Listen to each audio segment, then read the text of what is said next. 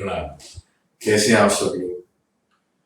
अ, हंस इसीलिए रहा हूँ क्योंकि हंसी की वजह ये है कि सारे टीम मेंबर से बातचीत हो रही थी, सब स्टूडेंट से बात हो रही थी, सबसे बात हो रही थी।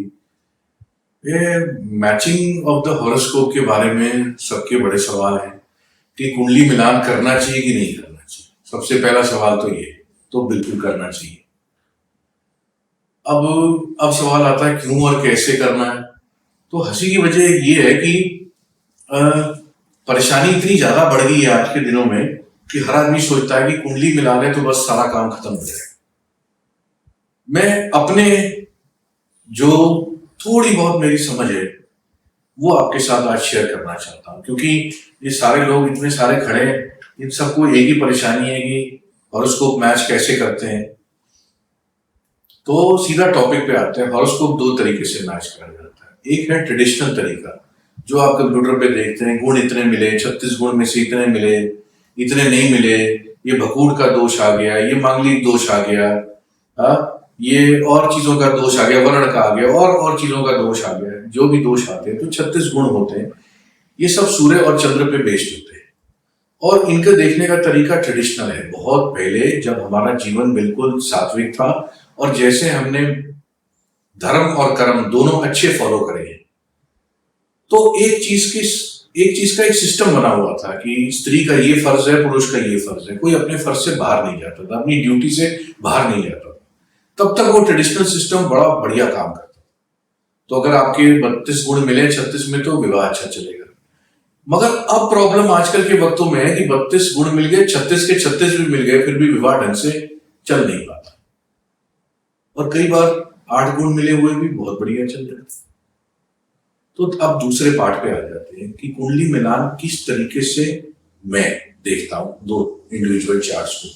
क्योंकि मैं ट्रेडिशनल सिस्टम को, सॉरी टू से, माफी मांगते हुए सब गुरुजनों से, बड़ों से, सबसे, कि मैं ट्रेडिशनल सिस्टम को इंपॉर्टेंस सिर्फ 30% देता हूं। 70% दूसरी चीजें हैं जिनके बारे में मिलान की बात करनी चाहिए। जैसे जो दो लोग आपस में विवाह करना जा रहे हैं उनकी एनर्जीज कैसे मैच कर, जो दो लोग आपस में विवाह करने जा रहे हैं उनकी विचार करने की स्थिति, गति किस तरीके, किस लेवल की है। कोई विचारिक मतभेद तो नहीं रहेंगे सारे जीवन। पत्नी कुछ कहे, पति समझे नहीं, पति कुछ कहे, पत्नी समझे नहीं। विचार भिन्न नहीं होने चाहिए। पुरानी कहावत है, एक ने कही दूसरे ने मानी, बाबा कहे दोनों ज्ञानी। तो जब तक विचार आपस में मिलेंगे, इंटेलेक्चुअली हॉरोस्कोप एक दूसरे के साथ मैच करेगा, विजडम, दिमाग, धैर्य, समझ के हिसाब से मिलाना बहुत जरूरी है। एक पार्टनर समझदार है, एक पार्टनर अग्रेसिव है, चल जाएगा जीवन।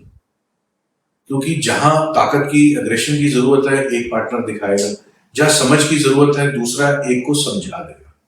तो मैं मेंटल कंपैटिबिलिटी, दिमागी विचारों की आदान प्रदान और इसका समन्वय, साथ, मैचिंग बहुत ज्यादा इंपॉर्टेंट है। इसको मैं बड़े डिफरेंट तरीके से देखता हूँ। कुछ लोग कहते हैं कि आप बड़े कॉम्प्लेक्स तरीके से देखते हैं, मगर धीरे धीरे प्रैक्टिस में आ जाता है। जैसे चंद्रमा एक है, पंचम भाव एक है, गुरु एक है, बुध एक है, उसके बाद इन सब के ऊपर सूर्य है। तो ये सारा एक कलेक्टिव फॉर्मेशन है कि आपके ये वाले प्लैनेट्स एक दूसरे के साथ कैसा संबंध रखते हैं। दूसरा है कि मैं मेरे होने वाले पार्टनर पे भारी तो नहीं हूं, इस बात को मैं बहुत ध्यान से देखता हूं। जैसे पंचम भाव में स्त्री के मंगल बैठा हो और वो मंगल इतनी अच्छी दृष्टियों और अच्छे ग्रह से वंचित हो, अच्छी दृष्टि उस पर ना पड़ रही हो, तो ये बात ध्यान रखनी पड़ेगी एक स्त्री को कि मुझे गर्भ धारण करने में या आगे अपनी फैमिली को चलाने में कुछ कॉम्प्लिकेशन आ सकती है। इनके लिए मुझे शुरू से जीवन शैली को बदलना पड़ेगा और कुछ जीवन शैली है जो मंगल पंचम में करनी होती है, वो अगर मैं फॉलो करूं तो आगे जाके मुझे कॉम्प्लिकेशन कम आएंगे। मगर अगर सेम प्रॉब्लम जैसे राहु पंचम में पुरुष के भी हो, तो इन चीजों को मैं मिलान करते वक्त थोड़ा सा ज्यादा बारीकी से देखता हूँ कि अगर किसी एक पार्टनर के किसी हॉरोस्कोप के किसी पार्ट में प्रॉब्लम है, तो वो सेम प्रॉब्लम दूसरे पार्टनर के उसी जगह पे रिपीट नहीं होनी चाहिए। ये मैथ्स नहीं है कि two negative will make a positive. ये एस्ट्रोलॉजी है, ज्योतिष शास्त्र। यहां पे एक कमजोरी दूसरी कमजोरी को बढ़ा देती है, एक कमजोरी दूसरी स्ट्रेंथ को ढक लेती है। तो मैं इस तरीके से बहुत ज्यादा मेंटल कंपैटिबिलिटी के बाद इन चीजों को बहुत देखता हूं कि आगे आने वाला वक्त दोनों का कैसा है। शारीरिक बीमारी तो नहीं एक दूसरे से दूसरे को लगेगी। मेरा लड़के का हॉरोस्कोप भारी तो नहीं कि आगे आने वाली पत्नी की हेल्थ को खराब कर दे। ऐसे ही लड़की का चार्ट इतना स्ट्रांग तो नहीं, या कोई ऐसा मेलेफिक प्लैनेट तो नहीं बैठा हुआ जो आने वाले लड़के की हेल्थ को खराब कर दे। तीसरा सबसे इंपॉर्टेंट पार्ट जो आप लोगों ने बहुत सुन रखा है, मंगल और मंगलिक दोष। उसको आप हैरान होंगे, मैं ज्यादा इंपॉर्टेंस नहीं देता सिवाय कुछ घरों के। जैसे अष्टम भाव में मंगल, मैं उसको उचित नहीं मानता क्योंकि विवाह के बाद का समय तंग करता है। 3 साल 4 साल के बाद प्रॉब्लम्स विवाह में शुरू होती है, आयु को क्षीण करता है। फिर वही बात आ जाती है कि मंगल की स्थिति को अगर मैं नहीं संभाल पाया बचपन से तो ये चीजें तंग करती है। वरना मंगलिक हॉरोस्कोप पावरफुल हॉरोस्कोप होते हैं। अगर मंगल की एनर्जी को ढंग से संभाला जाए तो मंगलिक लोग जीवन में तरक्की नॉर्मल लोग से ज्यादा करते हैं। मैं उसको दोष नहीं मानता, बट उसको पढ़ने का तरीका मेरा थोड़ा सा फर्क है। इन सब चीजों के बाद में एक और प्लैनेट जिसको मैं बहुत गहराई से मैंने आपको बताया, वो मैं बुध को बड़ा देखता हूं। बुध मैंने बुद्धि, समझ, अकल। सारी जिंदगी एक पार्टनर दूसरे को ये ना समझाता रहे कि तुझे तो कुछ आता नहीं। ये बात सुनने में भी बुरी लगती है, और जिनके जीवन में घटित होती है, मैं उन लोगों से मिला हूं, बहुत परेशान होते हैं कि सारी जिंदगी यही सुनने को मिल गया। इसका रिलेशन पढ़ाई लिखाई से नहीं है, डिग्री से नहीं है। तो हो सकता है कि एक पार्टनर पढ़ा लिखा ज्यादा ना हो पर बुद्धिमान हो। बुध का कनेक्शन बुद्धि से, आपकी इंटेलिजेंस से, और ये पति पत्नी के लिए बहुत जरूरी है कि मिलके अपने दिमाग से अपने जीवन को चलाएं। ये पार्ट मैं पर्सनली बहुत देखता हूं कि बुध की प्लेसमेंट कैसी है दोनों के साथ में। ऐसा तो नहीं बुध वाक्पटुता का, बात करने का, बहस करने का भी कारक है। ऐसा तो नहीं कि सारा जीवन एक दूसरे से बहस में ही निकल जाएगा। बहुत जरूरी है। बुध बड़ा छोटा सा ग्रह है, बट इतना इंपॉर्टेंट है हमारे पूरे हॉरोस्कोप में क्योंकि बुध से नस जाल का पता चलता है, बुध से समझ का पता चलता है, बुध से आने वाली बीमारियों के बारे में जानकारी। बुध नसों का मालिक है, क्या क्या तकलीफ आने वाली है काफी हद तक बुध एक हॉरोस्कोप में बता देता। उसके बाद मैं सूर्य को बहुत देखता हूं। आत्मा का कारक तो है ही है, क्योंकि मैं आत्मा कहां से आई है, क्या करने आई है और कहां जा रही है, इस थ्योरी में मैं बहुत बिलीव करता हूं। I most of the time talk about the journey of the soul. तो आत्मा कहां से आई है, कहां जा रही है, बट इस केस में सूर्य ईगो का कारक है।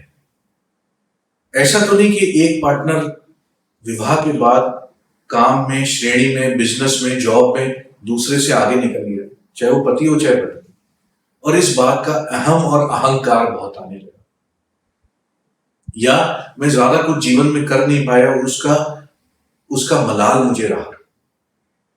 तो अहम, ईगो जिसे आप कहते हैं रेगुलर भाषा में, वो दोनों पार्टनर्स में नहीं होना चाहिए। दोनों का सब कुछ बराबर है, सब कुछ बराबर है। अर्धनारीश्वर भगवान शंकर की एक बहुत ही सुंदर मूर्ति है, जिसमें आधे भगवान शंकर है और उनका दूसरा आधा पार्ट माता पार्वती है। दोनों पति पत्नी मिलके जो बना सकते हैं वो ब्रह्मांड में कोई नहीं बना सकता, क्योंकि सबसे बड़ी बात है वो आगे आने वाली एक नई जनरेशन को जन्म देते हैं। इसमें गुरु की इंपॉर्टेंस आ जाती है। मेरे प्रिंसिपल्स कैसे हैं, मेरा धर्म कैसा है, मेरा कर्म कैसा है, मेरा धर्म और कर्म मेरे आगे आने वाले बच्चों पे कैसे इंपैक्ट करेगा। कई ऐसी नौकरियों में होते हैं, ऐसे काम में होते हैं जिसमें सीधा नहीं, अधर्मी काम ज्यादा होते हैं, रिश्वत से भरे काम होते हैं, और ऐसी जगह जहां मजबूर हो जाते हैं आप कुछ करने के लिए, ऐसी चीजों में धर्म के साथ साथ कर्म खराब हो जाते हैं। ये जो कर्म खराब होते हैं इनका असर हम पे बाद में, बट आने वाली जनरेशन, नस्ल पे, हमारे बच्चों पे पहले आता है।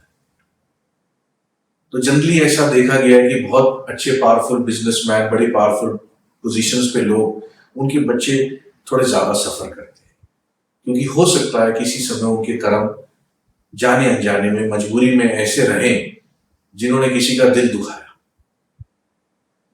और वो कर्म उन पे बाद में और उनके बच्चों पे पहले आता है।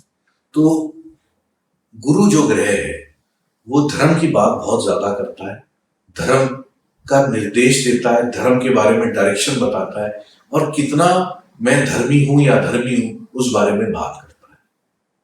तो ये एक प्रिंसिपल्स देखना कि पत्नी का प्रिंसिपल क्या है, पति का प्रिंसिपल क्या है, जीवन के प्रति उनकी निष्ठा क्या है, आगे आने वाली संतान के लिए उनका क्या सोचना है, ये गुरु ग्रह से पता चलता है। तो ट्रेडिशनल सिस्टम को मैं इसीलिए कहा कि मैं सिर्फ 30% वेटेज देता हूं, 70% में सारे हॉरोस्कोप इस तरीके से मिलाता हूं। तो कई बार बहुत बार मेरे पे सवाल आते हैं, ये स्टूडेंट बैठे हैं ये भी पूछते हैं, और लोग भी जो आते हैं मिलते हैं वो पूछते हैं कि ये तो हॉरोस्कोप ट्रेडिशनल तरीके से नहीं मिलता, बट आपके तरीके से चल रहा है। और मैरिज पूछता हूँ सिर्फ एक ही बात, कितने साल हो गए विवाह? 15 साल। खुश हो? हाँ जी बहुत खुश है। क्योंकि ट्रेडिशनल सिस्टम उस समय लिखा था जिस समय धर्म फॉलो होता था, जिस समय जीवन जीने का एक तरीका होता। गुरु को ये नहीं बताना पड़ता था कि गुरु आपके हॉरोस्कोप में कमजोर है या आपके चार्ट में कमजोर है। कमजोर नहीं हो सकता था, क्योंकि आप धर्म को वैसे ही फॉलो कर रहे। तो मंगलीक से मत डरिए कि अगर कोई कहे कि हॉरोस्कोप मंगलीक है, हाँ कुछ पोर्शंस में वो तंग करता है, मगर उसको थोड़ा सा बारीकी में देखने की जरूरत है, बट इतना घबराने की जरूरत। इससे ज्यादा जो समझ घबराने की चीजें हैं वो मैंने कहा बुध से, बुध दोनों के अच्छे बैठे होने चाहिए। बुद्धि, क्योंकि अगर किसी बात पे बहस हुई, कोई बात का मन मुटाव हो गया, तो दोनों एक दूसरे को समझा बुझा के चीजों को खत्म कर सकते हैं। शनि बीमारी का कारक है, दीर्घायु का कारक है, इस धरती पे जो सुख पैसे से भोग सकते हैं उनका कारक है। तो शनि भी देखना दोनों का इंपॉर्टेंट है कि बुढ़ापा कैसा जाएगा। ऐसा तो नहीं कि एक पार्टनर का शनि कमजोर है तो दूसरा पार्टनर सारा टाइम उसकी सेवा ही करता है। तो बहुत से पॉइंट है हॉरोस्कोप में मैच करने के। इस बात से मत घबराइए कि किसी ने कह दिया कि ये नहीं मैच करता और ट्रेडिशनल सिस्टम में ये दिक्कत है। मैं पर्सनली, मैं फिर हाथ जोड़ के विनती करता हूं, हो सकता है बहुत लोगों को मेरी बात ये नहीं सूट करे या सही नहीं लगे, बट ये मेरा पर्सनल सिस्टम है, मैं इसको पर्सनल अपने तरीके से देखता हूँ। मुझे नहीं फर्क पड़ रहा कि आपके 36 गुण मिल रहे हैं, या मुझे इस बात से फर्क नहीं पड़ रहा कि सिर्फ आपके 8 ही गुण मिल रहे हैं। मुझे तरीके से दोनों चीजें जो मैंने आपको हायरार्की प्लैनेट्स की बताई कि मुझे चंद्रमा को भी देखना है, मुझे मंगल को भी देखना है, मुझे गुरु को भी देखना है, मुझे बुध को भी देखना है। और जो स्टूडेंट्स अभी नए सीख रहे हैं वो अगर इस सिस्टम को फॉलो करेंगे तो आगे जाके उनको बहुत अच्छे रिजल्ट मैचिंग में मिल सकते। होप आपके ये क्वेश्चंस मैंने आंसर करे। फिर भी आपके दिमाग में कोई डाउट या कोई और क्वेश्चन रह गया तो आप सदैव लिख सकते हैं, हम उसको नोट करते हैं और आने वाले समय में उसके बारे में हम जरूर चर्चा करें। तब तक के लिए प्रणाम।